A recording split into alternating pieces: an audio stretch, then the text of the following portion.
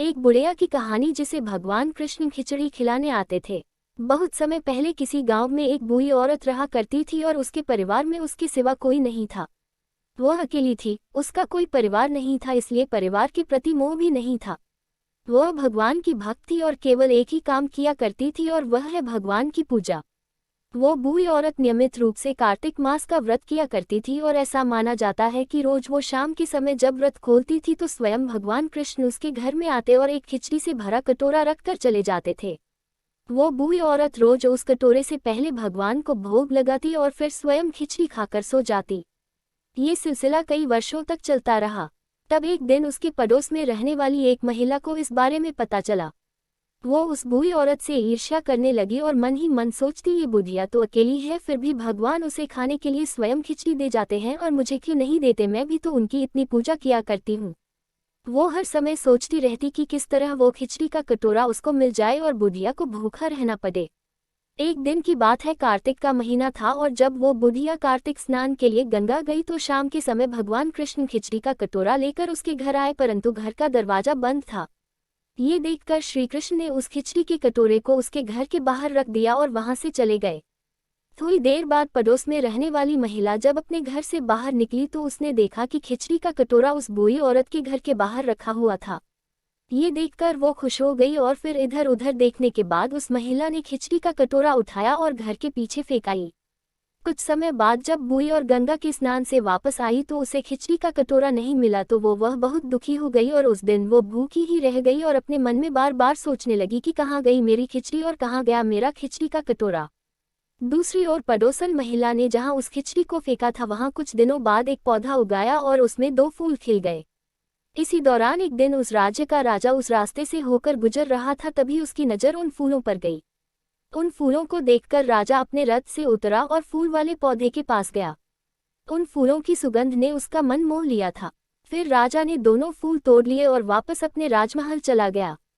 राजमहल पहुंचकर राजा ने दोनों फूल रानी को दे दिए, जिसे सूंघने के बाद रानी गर्भवती हो गई।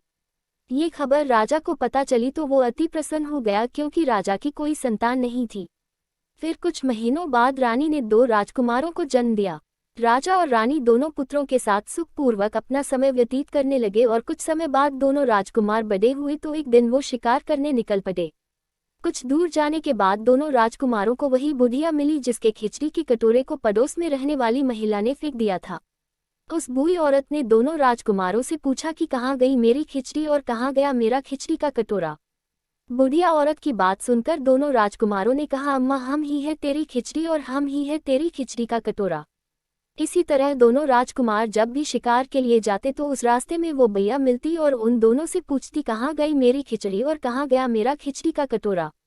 और पहले की तरह दोनों राजकुमार वही उत्तर देते जो उन्होंने पहली बार दिया था। फिर एक दिन जब ये बात राजा को पता चली तो वो हैरान हो गए क्योंकि दोनों राजकुमार बचपन से ही घर में किसी से कुछ नहीं बोलते थे। फिर राजा ने अपने सैनिकों को आदेश दिया कि जाकर उस बुढ़िया औरत को सम्मान सहित राजमहल में ले आए। अपने स्वामी का आदेश सुनकर सैनिक तुरंत ही बूढ़ी औरत को लाने के लिए चले गए और कुछ समय बाद सम्मानपूर्वक उसे राजमहल ले आए।